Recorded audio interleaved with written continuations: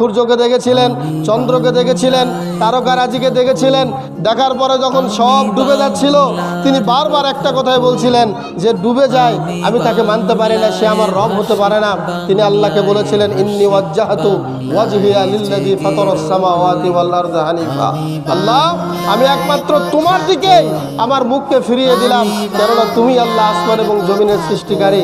অর্থাৎ তিনি স্রষ্টাকে রাজি খুশি করার জন্যই কাজ করেছেন, মানুষকে খুশি করার জন্য কোনো কাজ করেন নাই। বলেন সুবহানাল্লাহ। আমরা আজকে কুরবানি করব, কেউ 4 লাখ, কেউ 5 লাখ, কেউ 3 লাখ, কেউ 2 লাখ, কেউ 1 লাখ দিয়ে পশু কুরবানি করেছি। অন্তরে যদি আমাদের এই নিয়ত থাকে যে মানুষ আমাকে বলবে যে 5 লাখ টাকা দিয়ে একটা কুরবানি কিনছে রে, এই যে একটা কথা, এই ধারণা আপনার ভেতরে আসার সাথে সাথেই আপনার কুরবানি ফাসাদ হয়ে যাবে, নষ্ট হয়ে যাবে। নাউজুবিল্লাহ। এই মনোমানসিকতা নিয়ে আসা যাবে না। আপনার সাধ্য আছে, আপনি কুরবানি দিয়েছেন, মনে করবেন যে আল্লাহ আমাকে ক্ষমতা দিয়েছেন, আল্লাহ আমাকে শক্তি দিয়েছেন, আমি কুরবানি করেছি। এখানে মানুষকে দেখানোর কিছু নাই। আল্লাহ যেহেতু আমাকে কুরবান করতে বলেছেন, আমার সাধ্য অনুযায়ী আমি কুরবানি করব। কি বলেন, ঠিক কিনা?